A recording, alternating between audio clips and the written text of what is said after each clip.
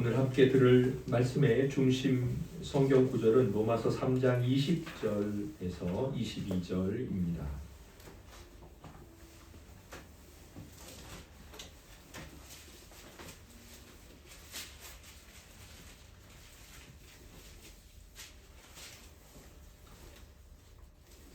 로마서 3장 20절에서 22절 말씀입니다.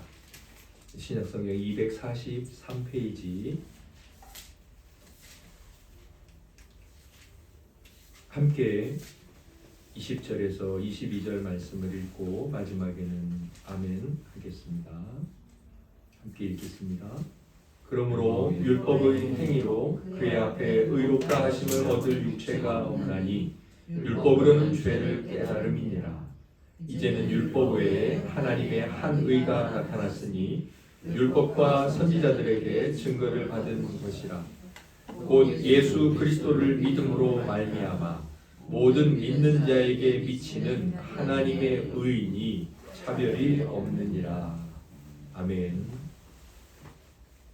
제가 대표로 하나님께 기도를 드리겠습니다. 거룩하신 삼위일체의 하나님, 당신께서 지금 바라보고 계시듯, 그래서 당신께서 잘 알고 계시듯 저희들이 찬양을 올려드리는 시간을 마치고 신앙 고백을 낭독하는 시간도 마치고 당신의 복되신 말씀을 함께 읽고 이제 저 같은 죄인을 통하여서 복되고 영광스러운 생명의 말씀을 증거하게 하심으로 저와 앉아있는 회중들 모두가 당신의 말씀을 경청할 시간이 되었습니다.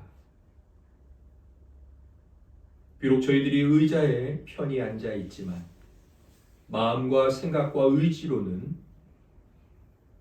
당신 앞에 겸손히 무릎을 꿇어서 모든 개인적 경험과 사회적 통념과 세상의 문화와 세속의 가치관과 기술과 과학이라는 것들과 인간의 윤리적 의견들을 다 사로잡아서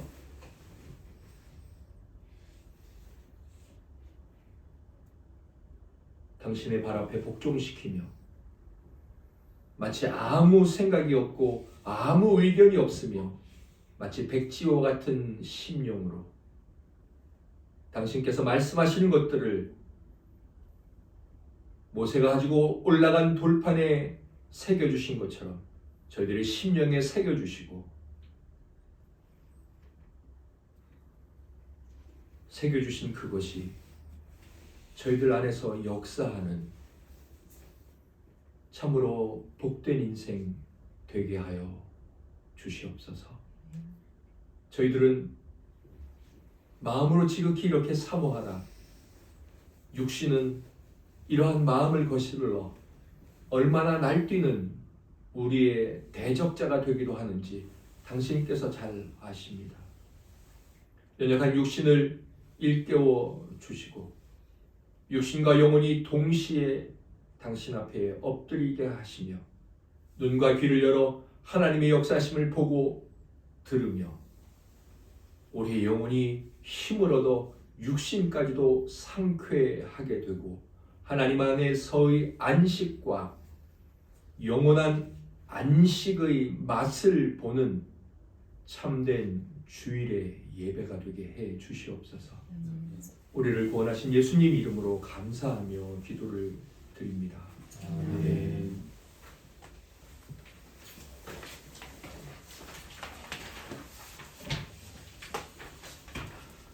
오늘 우리가 함께 들을 하나님 말씀의 제목은 복음과 율법은 어떤 점에서 같고 또 어떤 점에서 다른가입니다.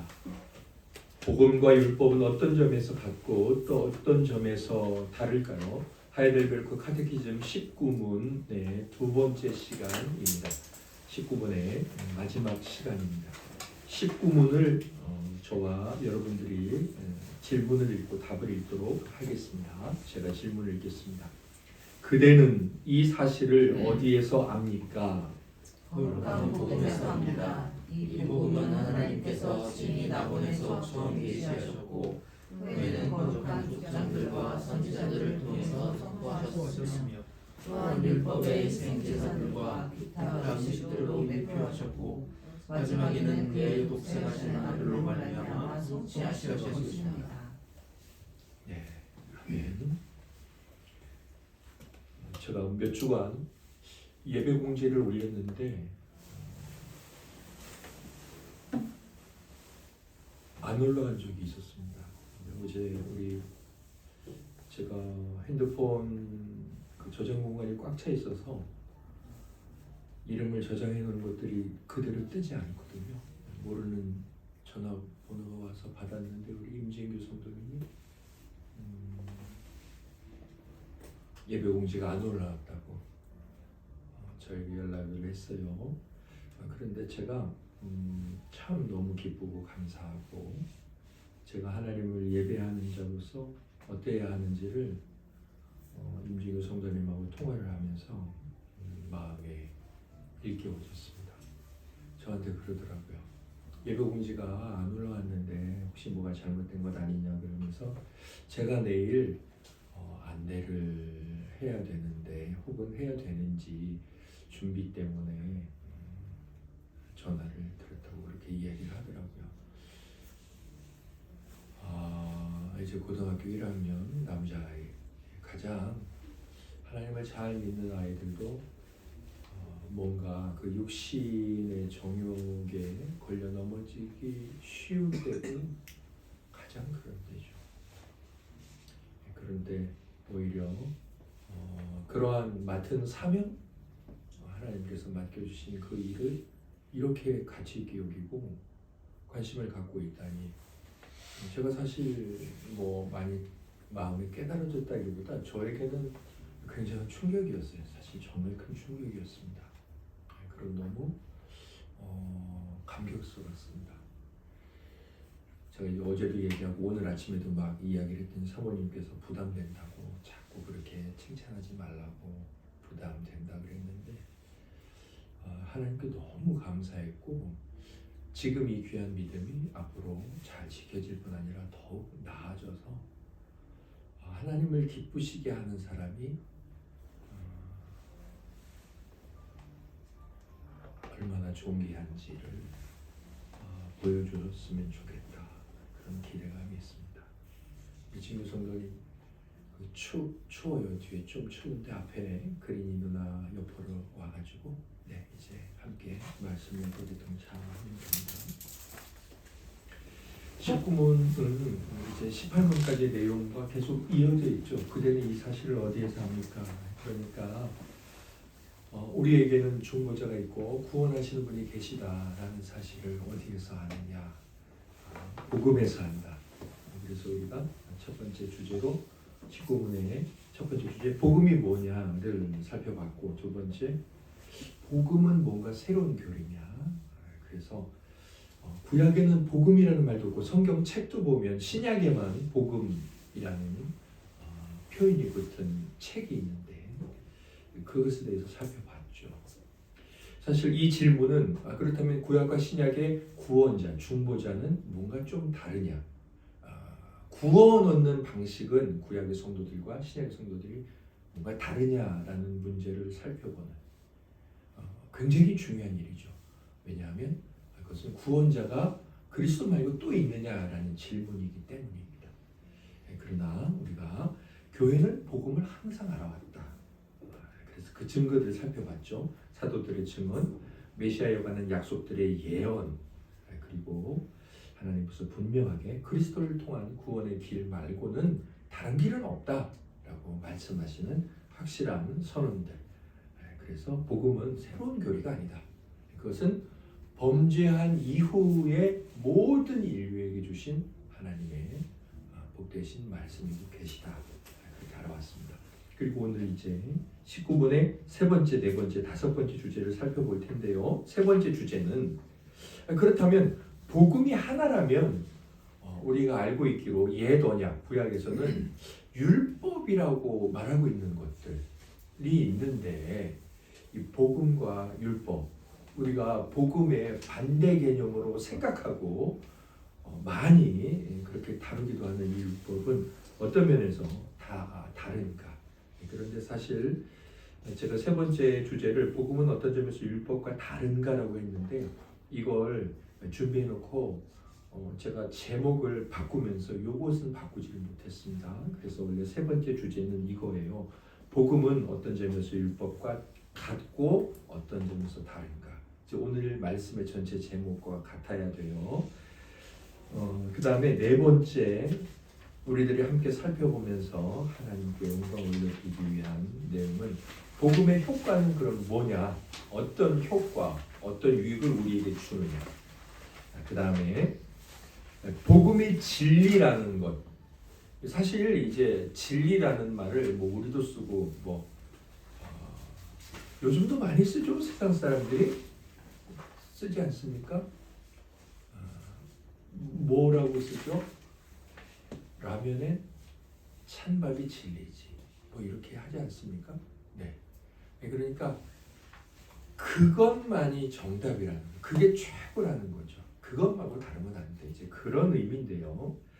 복음이 진리라는 것에서 좀 이제 그런 의미라기보다는 복음만이 유일한 구원, 길, 생명이라는 것, 참이라는 것. 이제 진리는 원래 이제 참이죠. 참이라는 것이 어디에서 나타나느냐. 정말 그렇다는 증거가 뭐냐. 이제 그게 다섯 번째 주제입니다. 오늘 우리 성도님들과 함께 또 저도 함께 다시 살펴보면서 하나님 앞에 큰 영광을 올려드리도록 하겠습니다. 하나님의 진리의 말씀을 우리가 온전히 들었다면 반드시 결과가 있습니다. 그 결과는 무엇이냐? 먼저 하나님을 너무 사랑하고 하나님이 너무 자랑스러워집니다. 그리고 예수 그리스도를 더 알고 예수 그리스도를 더 사랑하고 싶어집니다. 또 다른 결과가 뭐냐? 너무 큰 위로가 됩니다. 근데 그 위로는 자기가 죄인이라는 것을 깨닫지 못하면 위로가 없습니다. 위로란 뭐냐면요. 내가 이렇게 죄인인데 나를 사랑하다니. 그것을 깨달아지면서 그 사랑이 우리에게 큰 위로가 돼요. 그러니까 말씀을 잘 들으면 반드시 내가 죄인이라는 것, 그리고 내가 위로를 받은 사람이라는 것. 그러면서 그 하나님과 하나님의 나라에 대한 소망이 생기면서 그 나라에 잇대어 살고자 하는 열망이 생깁니다. 이 경건한 열망이 생기죠. 그러니까 내 인생의 목적이 영원과 반드시 연결이 되어 있다를 늘 생각하면서 살아갑니다. 물론 늘 생각한다는 것은 계속해서 끊임없이 그 생각을 한다는 것이죠. 그러나 결과적으로는 우리가 그렇게 못하지 않습니까? 그럼에도 다시금 그 생각으로 이어지고 다시금 그 생각으로 이어지고 하는 그 경건한 반복이 우리 안에서 일어나거나 일어나야 돼라는 몸부림이 있다는 거예요. 여러분들이 오늘 하나님의 말씀을 잘 듣는다면 또 제가 제 영혼이 잘 들으면서 오늘 전한다면 예배를 마치고 나서 예배를 드리는 중에 계속 그런 마음에 경건한 열망이 성령님에 의해서 우리에게 자극되어져요. 안 되시는 분들은 초조할 필요 없습니다. 믿고 기다리시면 돼요. 자, 먼저 세 번째, 복음은 어떤 점에서 율법과 다른가요? 그 앞에 어떤 점에서 같은가요가 있는데 같은 것부터 살펴보겠습니다. 여러분, 복음과 율법에 공통점이 있다고 생각이 드시나요? 그런 생각이 쉽게 들지 않죠. 그러나 공통점이 있습니다. 먼저 첫째, 복음과 율법 둘 모두 다 무엇으로부터 온 것일까요? 세 글자입니다. 하나, 둘, 셋. 아이고, 너무 잘하셨습니다. 예, 공통점입니다. 복음을 누가 주셨습니까? 하나님 주셨습니다. 이제 우리 뒤에 살펴보겠죠. 복음은 무엇인지. 자, 그 다음에 율법. 율법은 쉽게 그냥 십계명이라고 생각을 해봐요. 십계명 누가 주셨습니까? 하나님. 네, 공통점입니다. 첫 번째 공통점. 이런 면을 생각할 때 우리가 복음은 좋고 뭔가 율법은 나를 힘들게 하는 거야, 나쁜 거야 라고 생각하는 잘못된 마음이 싹 뜯어 고쳐져요. 강단에서 우리 성도님들 사이에서 율법을 마음으로 폄훼하고 율법을 나쁜 것으로 보는 잘못된 생각이 이 복음과 율법의 공통점 첫 번째 것에서 싹 씻어줘야 합니다. 예, 하나님이 주신 것. 선하신 하나님께서. 자, 두 번째 차이 공통점이 있는데 복음과 율법 둘 모두 다 여기 이제 세 가지가 나옵니다. 하나님의 본성, 하나님의 뜻, 하나님의 일. 이 세 가지. 이 세 가지가 우리가 늘 성경을 보면서 아는 거예요. 성경 보면 하나님이 어떤 분인지 그 본성, 그 다음에 하나님은 어떤 계획이 있는지 뜻, 그 다음에 그런 하나님이 무슨 일을 하는지 일. 네. 일에 관해 뭔가를 두 글자 뭐뭐 한다인데 그래도 한번 하나 둘 셋 해보겠습니다. 네, 틀려도 괜찮습니다. 말씀하시면 틀린 게 아니에요. 뭔가를 계시한다. 네. 하나님이 어떤 분이십니까? 영원하신 분이죠. 사랑이 무한하신 분이죠. 자비로우신 분이죠. 뭐든지 다 하시는 분이죠. 그분이 십계명을 주셨어요. 또 그분이 복음을 주셨어요.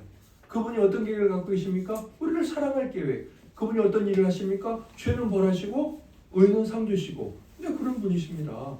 그런 분이 복음을 계시하신 거예요. 계시는 뭐라 그랬죠? 커튼을 걷어젖힌 거예요. 네, 그분이 어떤 분이고 그분이 어떤 계획이 있고 그분이 어떤 일을 하시는지 보여주시는 거예요. 율법을 통해서도 보여주십니다. 그러니까 그런 분이 뭐라고 말씀하시죠? 부모를 공경하라고 말씀하시는 거예요. 부모를 공경하라는 성도들을 향한 명령, 아니 모든 사람을 향한 명령 안에 와, 하나님은 이런 분이시구나. 오, 하나님이 이런 계획이 있으시네. 오, 하나님이 이런 일을 하시네. 알 수 있다는 겁니다. 네, 이런 두 가지 공통점이 있습니다. 자, 그럼 복음과 율법은 어떤 차이가 있을까요? 먼저 네 가지가 있습니다. 네 가지 차이점이 있는데 복음과 율법은 그 안에 담겨있는 계시들에서 다릅니다. 이게 무슨 말이냐면 이제 비교를 하나씩 해볼게요.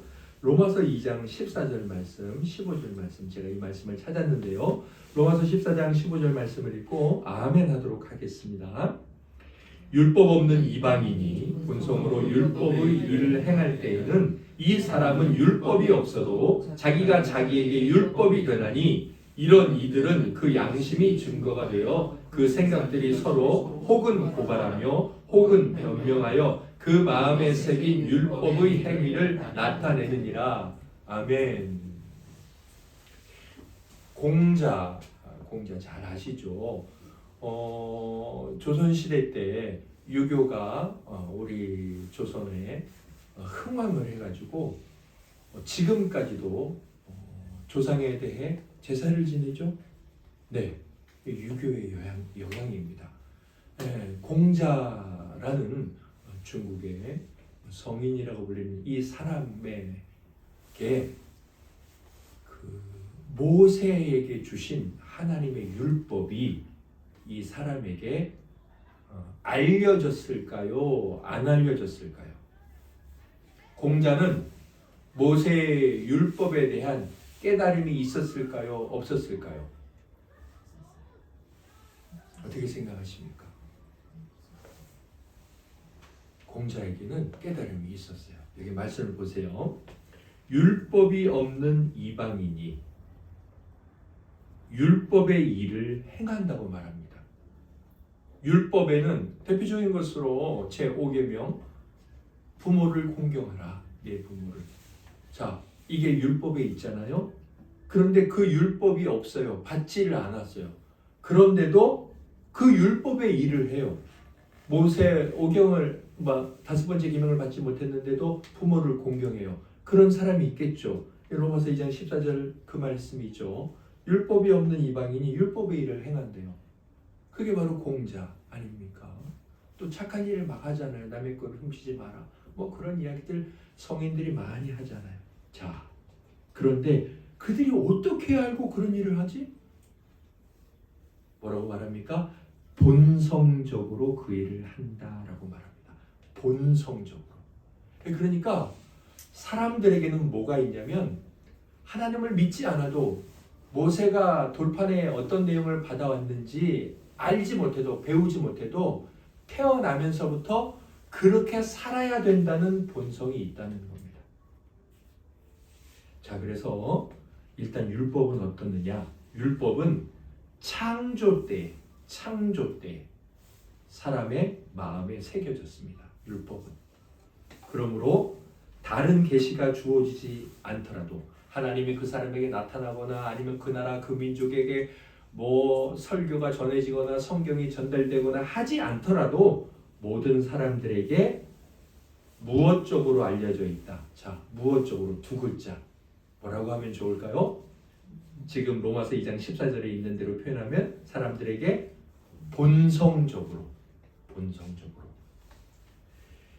율법은 창조 때, 그러니까 사람이 만들어지면서부터 사람의 본성 안에 들어가 있는 것입니다. 본능입니다.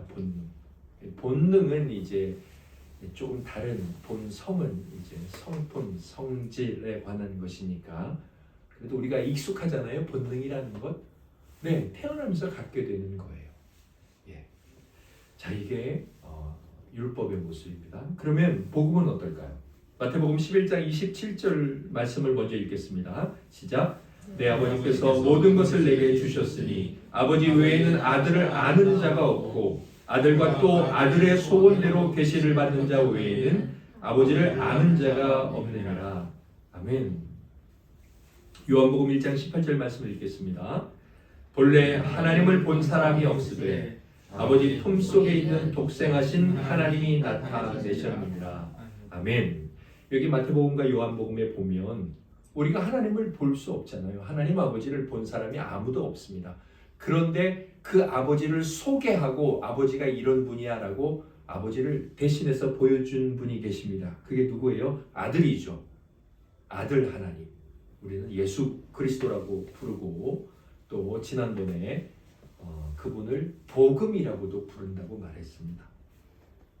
결국 복음은 무엇이냐면 태어나면서부터 본성적으로 아는 게 아니에요. 복음은 오직 세 글자이신 그리스도로 말미암아 교회에게 신적으로 계시된 것이다. 오직 세 글자이신 그리스도. 뭘까요? 하나, 둘, 셋. 네, 잘하셨습니다. 오직 중보자이신 그리스도로 말미암아 교회에게 신적으로, 신적인 것으로, 하나님적인 것으로 보여진 것이다. 그래서 그리스도가 없으면 복음은 사람들에게 보여져요, 안 보여져요? 보여지지 않아요. 하지만 율법은 그리스도가 없어도, 복음이 없어도, 그리스도가 없어도 보여지죠? 아니, 사람들이 태어나면서부터 모두가 다 갖고 태어납니다. 네, 이게 이제 첫 번째 복음과 율법의 차이점입니다. 율법, 복음과 율법은 그것들 속에 담긴 계시들에서 다르다. 하나는 하나님께서 그리스도를 통하여 계시하지만 하나는 하나님께서 태어나는 사람들의 마음에 아예 심어 놓으셨죠. 심어 놓으셨습니다. 두 번째, 복음과 율법은 어떤 면에서 다를까요? 어떤 면에 다르냐면 각자 고유한 교리나 주제에서 다릅니다. 네, 복음도 율법도 그 안에 담고 있는 가르침이 있습니다. 가르침. 그런데 그 가르침이 다릅니다. 먼저 율법을 보겠습니다. 자, 율법은 어떤 교리나 그 안에 담겨 있는 것이 어떤 요소가 있을까요? 레위기 25장 18절을 읽겠습니다. 시작.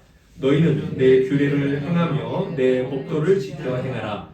그리하면 너희가 그 땅에 안전하게 거주할 것이라. 아멘. 내 규례, 규칙이죠. 또 내 법도라고 말씀하니까 레위기 25장 18절은 율법에 관한 말씀입니다. 율법에 관한 말씀이에요. 한번 잘 보세요. 잘 보세요. 이제 레위기 25장 18절이 이렇네. 잘 보셨죠? 자, 그러면 우리가 율법은 이렇게 말할 수 있습니다. 그 위에 읽겠습니다. 율법은 우리가 해야 할 것과 하나님께서 우리에게 요구하는 바를 가르치지만, 가르치죠? 그렇죠? 가르치잖아요. 이거 해라, 이거 해라, 가르치죠. 그러나 그것이 우리에게 행할 두 글자를 주지도 않을 뿐 아니라 그것이 금하는 것, 하지 말라고 하는 바를 뭐뭐 할 수 있는 길을 지시해 주지도 않는다.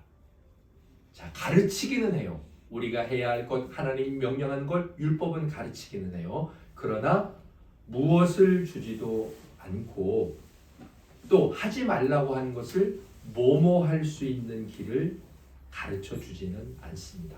자, 여기 들어갈 글자들은 두 글자입니다. 앞에 있는 것은 무엇일까요? 하나, 둘, 셋.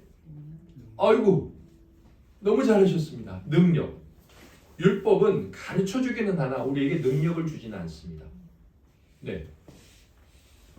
동시에 그것이 금지하는 바를 두 글자 하나, 둘, 셋 피할 수 있는 길을 지시해 주지는 않습니다. 이게 율법이에요. 네. 그래서 그 능력을 우리에게 완전히 주었다면 모든 사람들이 다 부모에게 효도하고 공경하고 도둑질하지 않겠죠. 그러나 그 능력을 우리에게 완전히 주시지 않았습니다. 또 피할 길도 제시하지 않았습니다. 율법을 완전하게 행할 수 있는 방법이 우리에게는 없다는 겁니다. 다만 명령하고 있고 다만 우리는 알고 있다는 겁니다. 복음은 그 안에 담겨있는 교리가 어떤 요소로 되어 있을까요? 로마서 5장 1절이 잘 말씀하고 있는데 같이 읽고 아멘 하겠습니다. 시작. 그러므로 우리가 믿음으로 의롭다 하심을 받았으니 우리 주 예수 그리스도로 말미암아 하나님과 화평을 누리자. 아멘. 레위기 25장 18절 말씀 마지막 결론이 뭐예요? 그 땅에 안전하게 거주할 것이다. 그게 뭐냐면 하나님이 주신 축복에 잘 있을 거야. 그러니까 하나님과 화평할 거야. 복음도 아니 율법도 하나님과 화평할 거야 라고 말하지만 어떻게 해야 하는지 능력은 안 가르쳐 주죠. 어떻게 하면 잘 지키면 화평할 거야. 그러나 능력은 안 주는데 로마서 5장 1절 복음을 보니까 하나님과 화평할 거야 라고 말하면서 어떻게 하면 된다고까지 알려줍니다. 그래서 복음은 우리가 어떻게 해서 율법이 요구하는 그런 자들이 될 수 있는지를 가르쳐 준다. 왜냐하면 복음은 두 글자의 약속을 우리에게 제시해 주기 때문이다. 복음은 무엇의 약속을 우리에게 제시해 주기 때문이다. 여기 들어갈 말은 이거예요.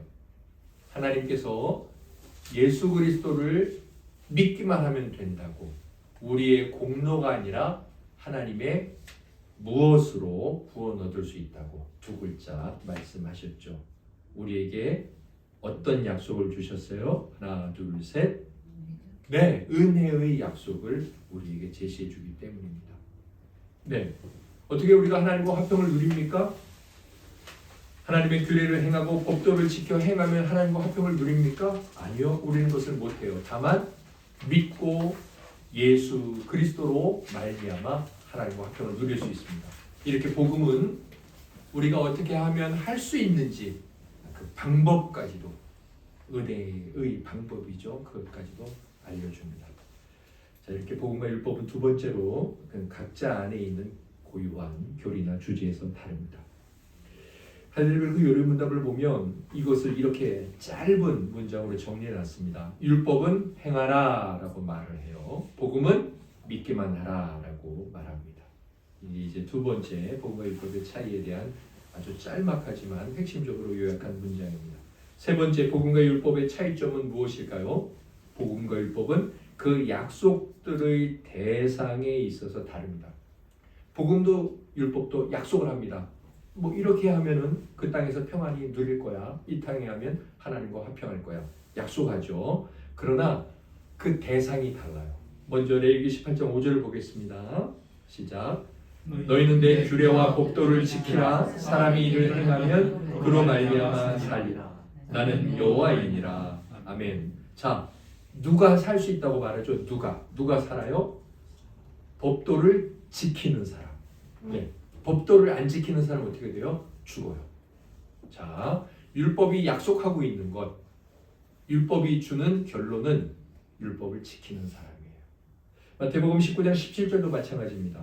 함께 읽겠습니다. 예수께서 이르시되 어찌하여 선한 일을 내게 묻느냐? 선한 이는 오직 한 분이시니라.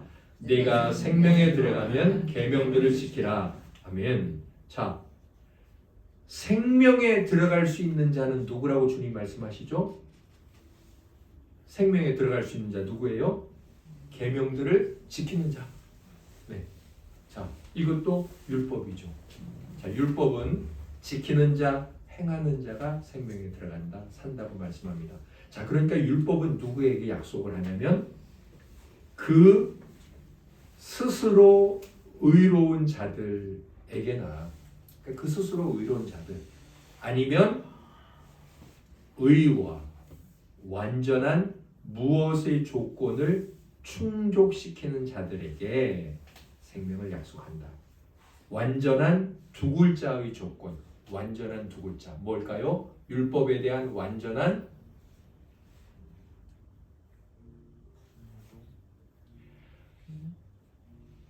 임진규 성도님 잘하셨습니다. 순종. 예, 율법도 우리에게 살 거야, 살아날 거야, 그 땅에 들어갈 거야 약속합니다. 그런데 그 약속을 받을 수 있는 사람은 누구예요? 그동안 아무런 죄도 짓지 않은 스스로 의로운 자. 또 누구예요? 율법에 완전히 순종한 자. 그들에게 약속해요. 자, 그럼 복음은 어떨까요? 로마서 5장 2절 말씀을 읽겠습니다. 또한 그로 말미암아 우리가 믿음으로 서 있는 이 은혜에 들어감을 얻었으며 하나님의 영광을 바라고 즐거워하느니라. 아멘. 자, 복음도 약속합니다. 은혜에 들어간다. 하나님의 영광을 즐거워하게 된다. 이렇게 약속을 하는데 어떤 자들에게 약속할까요? 잘 지킨 자, 잘 순종한 자일까요? 아니에요. 복음은 그리스도 안에서 무엇으로 말미암아 의롭다 하심을 받는 자들. 무엇으로? 두 글자. 하나, 둘, 셋. 믿음. 네, 믿음으로 말미암아 의롭다 하심을 받은 자들에게, 혹은 똑같아요. 무엇으로 말미암아? 믿음으로 말미암아 우리에게 적용되는 그리스도의 의를 조건으로 하여 생명을 약속합니다. 네, 이렇게 복음은 그리스도 안에서 믿음을 조건으로 하고 있습니다. 이게 세 번째, 복음과 율법이 그 약속을 주는 자들의 조건이 다른 것입니다. 하지만 그러면 뭔가 율법과 복음은 다르니까 우리가 해야 될 것을 예수님이 대신하는 일은 뭔가 좀 문제가 있지 않나요? 이렇게 생각하는데, 율법이 우리 스스로 의롭거나 우리 자신이 순종할 것을 요구하기는 하지만 다른 사람이 너 대신 순종하고 의롭게 살면 돼 라고 그것을 부인하지는 않아요. 그런 식으로 해서는 안 된다라고 부인하지 않기 때문에 예수 그리스도의 대신해서 순종하는 일이 우리에게 잘못된 것은 아닙니다. 그런 면에서 복음과 율법이 서로 반대되는 것이냐? 그렇지 않습니다. 네 번째, 복음과 율법은 무엇이 다를까요? 효과들에 있어서 다릅니다. 이게 무슨 말일까요? 로마서 3장 20절 말씀을 읽겠습니다. 시작. 그러므로 율법의 행위로 그의 앞에 의롭다 하심을 얻을 육체가 없나니 율법으로는 죄를 깨달음이니라. 아멘. 자, 율법이 하는 일이 뭘까요? 율법의 역할, 죄를 깨닫게 해줘요. 그래서 율법을 거울이라고도 표현할 수 있겠죠.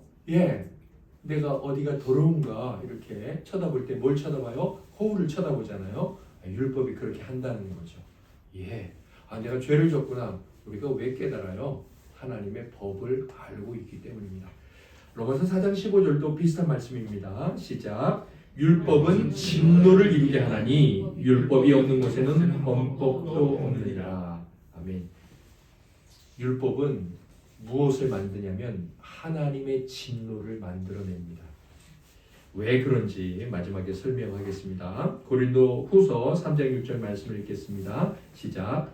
그가 또한 우리를 새 언약의 일꾼 되기에 만족하게 하셨으니 율법 조문으로 하지 아니하고 오직 영으로 함이니 율법 조문은 죽이는 것이요 영은 살리는 것이니라. 아멘. 율법은 어떻게 한다고요? 죽인다고요. 율법은 죽입니다. 가만 보세요. 율법은 죄를 깨닫게 하고 율법은 하나님의 화를 일으키고 율법은 죽인다.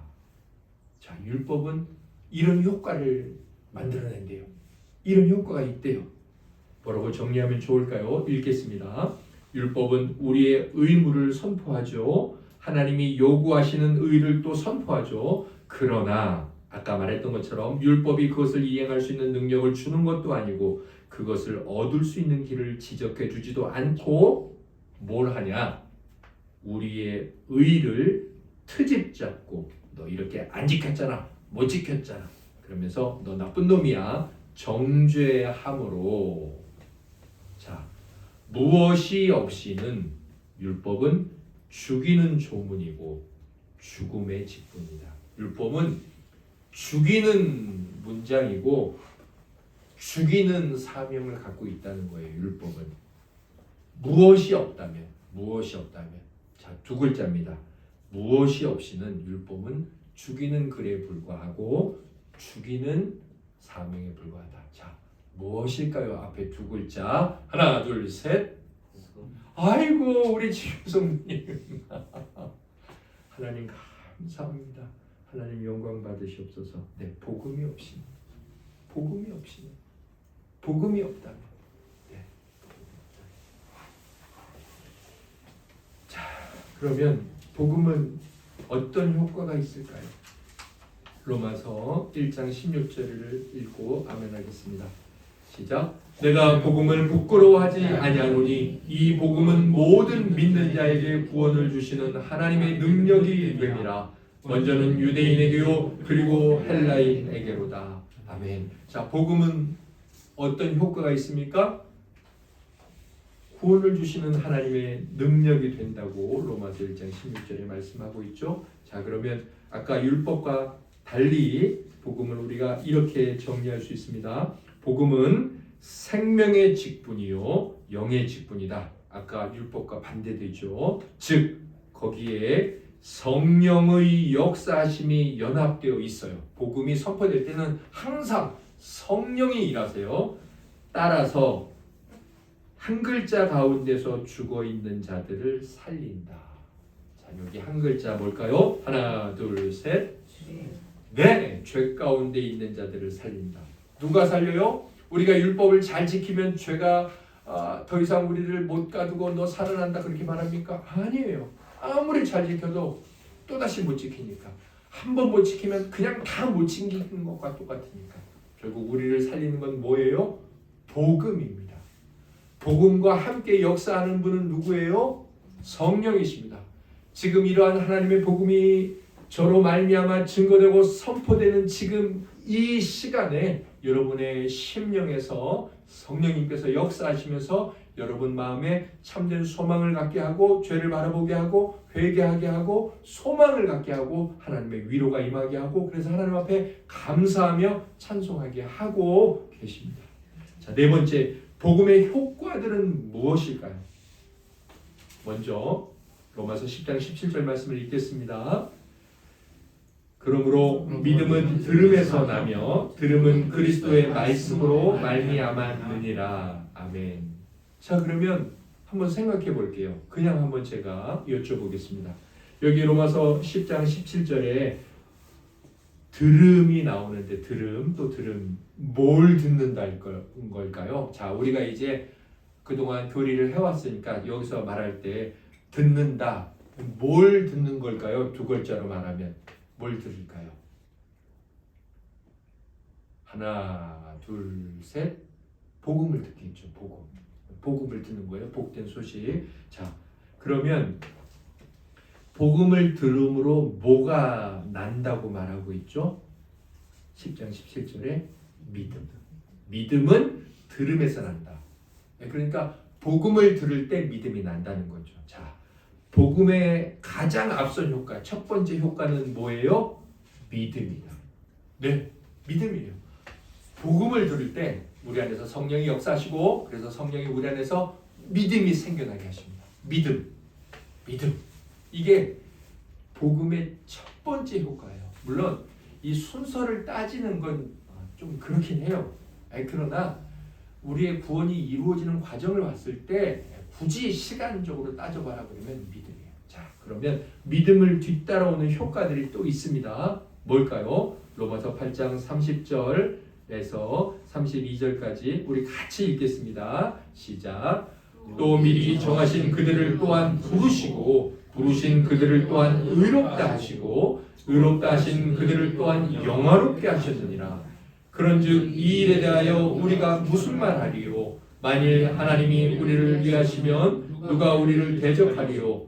자기 아들을 아끼지 아니하시고 우리 모든 사람을 위하여 내주시니가 어찌 그 아들과 함께 모든 것을 우리에게 주시지 아니하겠느냐. 아멘. 여러분, 하나님께서 우리를 예정하셨습니다. 그러면 신이 예정하셨으니까 이건 뭔가 인생이 운명과 같네. 그러면 운명론과 예정론이 똑같은 걸로 보이죠. 그러나 절대로 그렇지 않습니다. 운명론은 뭐예요? 운명론은 기계적으로 인생이 딱 정해져 있다는 겁니다. 그러나 예정론은 하나님 아버지의 사랑이 그를 인도하고 다스린다는 겁니다. 완전히 달라요. 제가 이제 운명론과 예정론을 여기서 다 말씀드릴 수는 없어요. 그런데 로마서 8장 30절 앞에를 보시면 미리 정하신 하나님이 예정하셨어요. 자, 예정하신 자들을 어떻게 하십니까? 그 다음엔 부르시죠. 이리 와라, 예수 믿어라. 자, 부르신 자들을 어떻게 하십니까? 자, 너 이제 예수 믿고 너는 죄인이 아니라 의인이야 라고 불러주십니다. 그에게 의를 주입하는 게 아니에요. 주사를 넣어서 자, 의가 너한테 다 들어가. 그러니까 다 들어갔으니까 넌 이제 의인, 그렇게 말씀하시는 게 아니에요.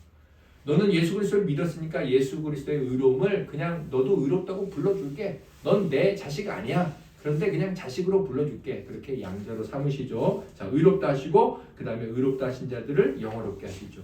여기 쭉 보면 이런 것들을 회심, 칭의, 중생, 구원 뭐 이렇게 표현하긴 합니다. 아무튼 믿음을 뒤따라오는 효과들이 있어요. 그걸 뭐라고 하냐면 그리스도의 모든 은택이라고 부릅니다. 은택, 은혜로운 혜택, 또는 은덕 이렇게 부릅니다. 그리스도의 은덕, 은택들을 우리에게 오게 하는 게 바로 복음이에요. 복음을 들음으로 성령께서는 우리에게 믿음을 주시고 그 다음에 그냥 내버려 두시는 게 아니라 쭉 이어서 계속해서 이런 은덕들을 우리에게 은택들을 주십니다. 이게 복음의 효과입니다. 자, 그렇다면 율법이 아니라 복음이 진리구나. 복음이 답이네. 증거가 뭘까요? 첫째, 성령의 증언에서. 성령께서 말씀하십니다. 성령의 증언에서. 둘째, 선지자들의 예언에서. 선지자들의 예언에서. 선지자들의 예언에서. 구약 성경에 나온 내용들이죠. 셋째, 신약 시대에 일어난 이 선지자들의 예언들이 성취되죠. 구약 성경에서는 복음이 진리라는 것이 예언이 되었고 신약에 와서는 성취되죠. 이루어지죠. 그 예언이. 네 번째, 복음이 진리라는 이것이 확증되었죠. 어디에서? 예수님이나 사도들의 이적들을 통해서.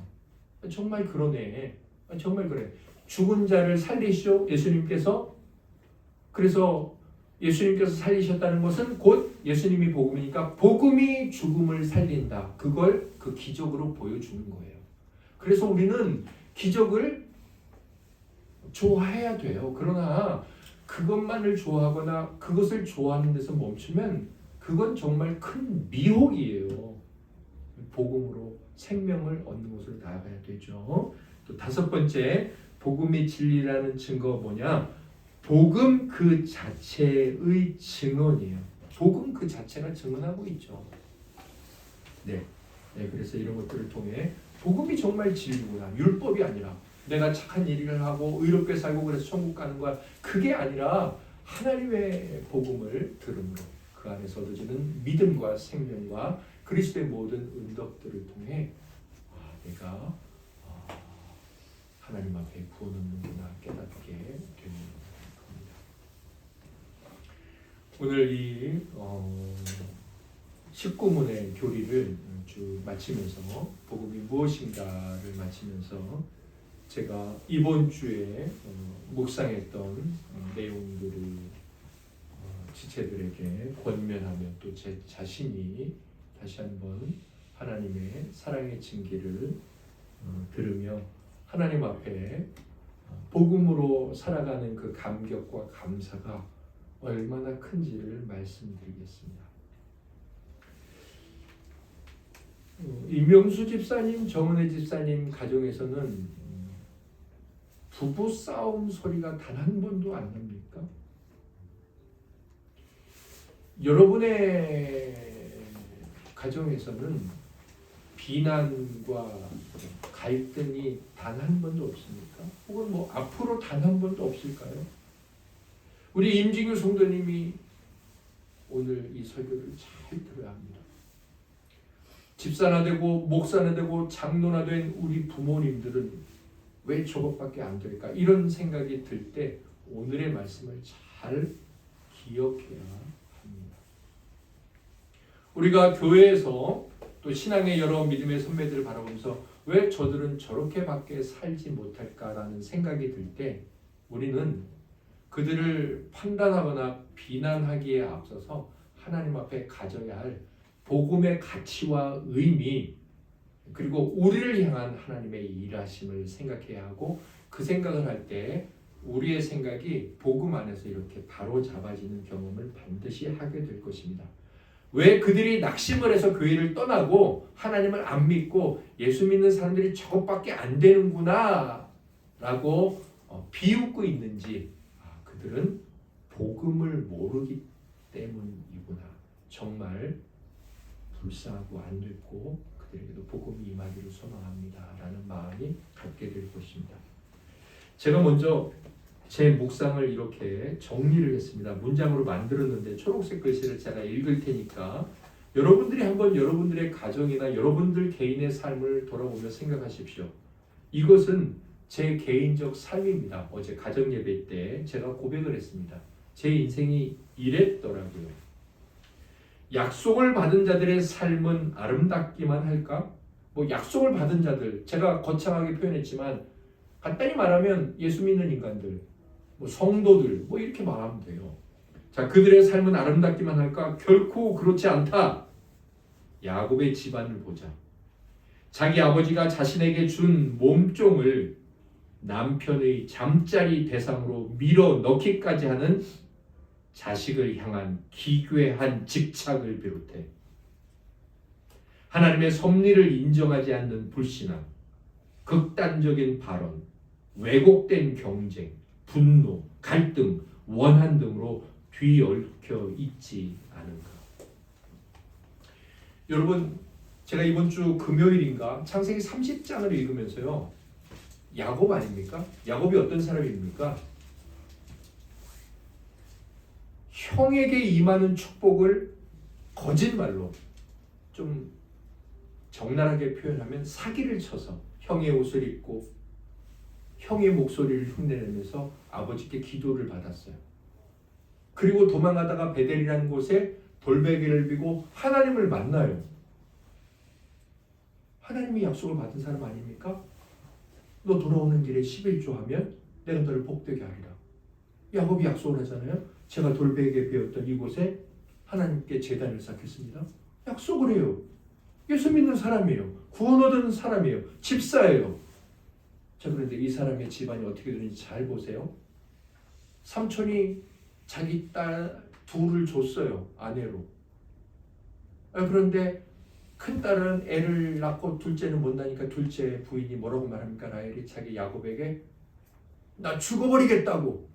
왜 나는 자식을 못 낳냐고. 그게 야곱 책임입니까? 하나님께서 안 주시는 거잖아요.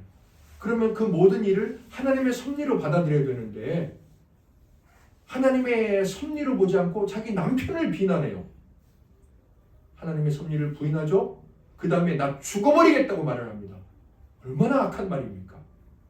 자, 그리고 나서 하는 일이 뭐냐면 아버지가 분명히 자기 몸종으로 줬는데 자기 몸종을 자기 남편의 잠자리로 집어넣어요. 왜? 목적은 딱 하나예요. 자식을 낳으려고. 그래서 자기 몸종을 자기 남편에게 줘요. 그 자식을 얻어요. 이게 자식을 사랑하다 못해 자식을 갖고 싶은 집착이고 그 집착이 얼마나 기괴합니까? 자, 그리고 나서 계속해서 자기 언니가 또다시 이것 봐라. 그럼 나도 내 몸종을 내 남편에게 줘서 내 자식을 더 많이 해야 되겠다. 몸종이면. 이게 얼마나 비극적인 경쟁입니까? 질투, 시기심, 분노, 욕설, 합한채를 가져오니까 그 합한채를 가지고 자기 남편을 내가 언니한테 줄 테니까 오늘은 언니가 들어가라. 제가 이 창세기 30장을 보면서요, 무슬림들이 일부 다처제를 갖고 일부 다처제의 그 폐악이 있거든요. 정말로 끔찍하죠. 한 집에 두 아내를 데리고 산다는 건 정말 끔찍한 비극입니다. 그 시기 질투와.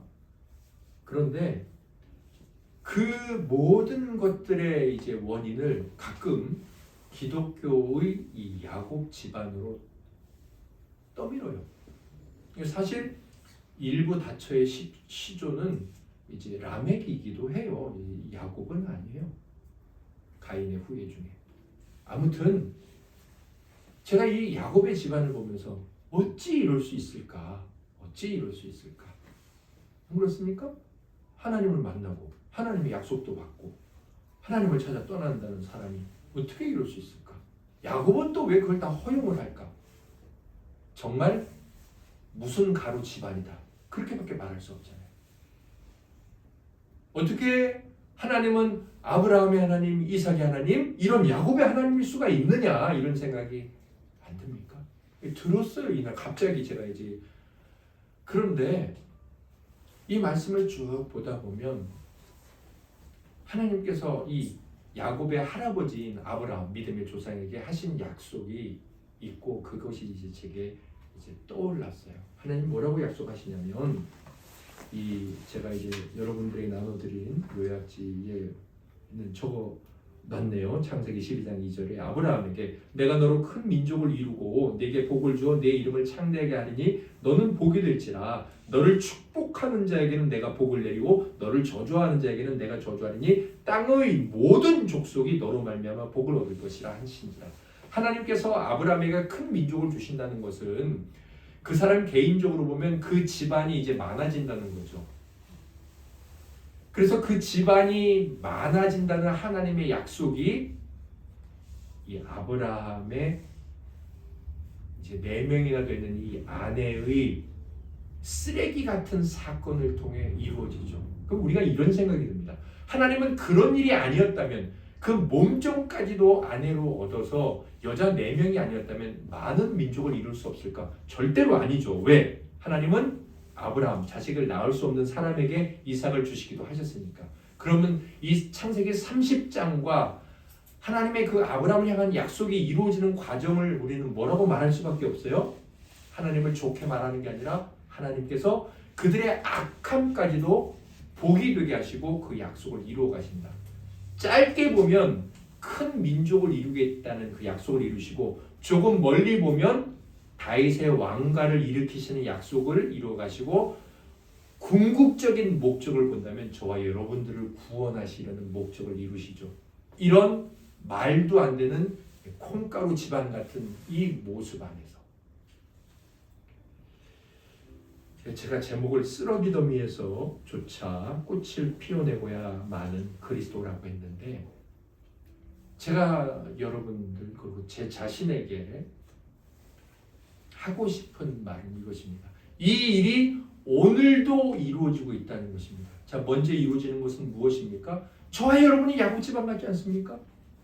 예수 믿는다고 말하고 설교 듣고 하나님의 복음을 듣고 묵상하고 기도하고 있는데, 우리 집안에서는 여기 야곱 집안에 있는 이 극심한 모습은 없지만 이와 동일한 성질의 모습이 있지 않나요? 시기, 질투, 미움, 원망, 다툼, 갈등, 비난, 또 다른 방법의 성취, 집착, 다 있잖아요. 그리고 또 어떤 모습이 있습니까? 바로 그런 쓰레기 같은 우리 안에서 하나님께서 약속을 이뤄가고 계시죠. 우리를 천국으로 이끌어가고 계시죠. 왜 그렇게 하실까요? 왜? 하나님께서 아무런 이유도 없이 에서는 저주하시고 야곱은 그냥 내가 사랑해 줄게 하시면 하나님은 불의한 재판관이에요. 하나님께서 왜 그렇게 하시냐면 우리에게 약속하시고 대신 그리스도에게 우리의 모든 더럽고 추한 것을 벌하셨기 때문이에요. 마치 그분이 실제로 제가 저지른 죄를 저지른 것으로 여기시면서 저에게 벌을 하셔야 되는데 그분에게 벌을 하신 거예요. 그리고 저와 여러분에게는 그런 죄를 안 지은 것처럼 바라보시고 우리를 이루어 가시는 거죠.